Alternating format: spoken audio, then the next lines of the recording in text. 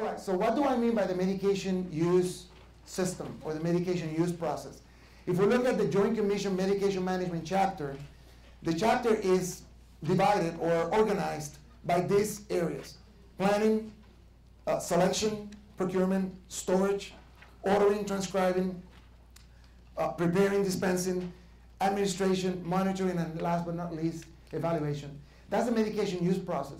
And I ask you that as I spell out each one of the steps of the process in the next few slides, that you think at those areas, at those aspects of the steps that you can influence, that you can help improve and make better in your organization.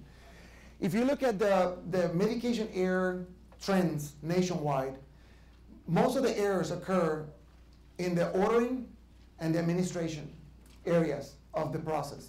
That's when you look at the national medication error data trends. Now, in our system, in the military, we have 35 hospitals, Army worldwide. We have 11 medical centers, 15 community hospitals, and like 11 ambulatory clinics. So we kind of have a mix of types of facility. So when we look at our data, most of the errors occur, or most of the events occur in the dispensing area. Why? Because we have a very robust outpatient pharmacy operation. So we have most of our events are in the dispensing, followed by prescribing, and then administration is a little lower compared to national data. The administration point is an area that we actually have to key on and look at what are the risk points in this area. Is it related to the automated dispensing cabinet? Is it related to the smart pumps? Mary already talked about the infusion pumps. What is it about? Is it that pharmacy is not labeling medications appropriately, and that's causing the nurse to give the wrong medication? Like it happened in one of our hospitals. We were labeling neonatal antibiotic doses with one label, and we were putting that syringe in a bag and labeling the bag with another label. Well, guess what? Often, Baby Jones would get Baby Smith antibiotic because we would mislabel the baggies. So when we looked at this process, right, we said, okay, why are we double labeling? Why can't we just label the syringe and send it?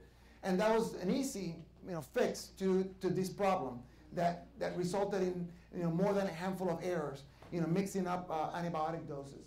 So anyway, the administration point is a risk point that we need to continue to look at reasons for improving safety, or the risk points. All right, if we look at the Joint Commission challenging medication management standards, here they are.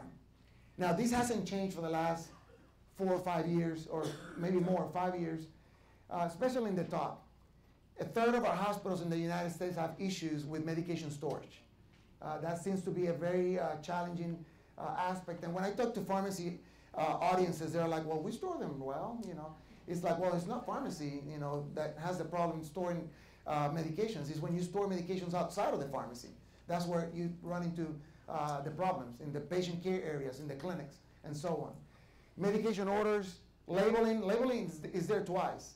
Some of you probably know that there is a standard for labeling, but there is also a national patient safety goal on labeling, and we'll talk more about that in a few minutes.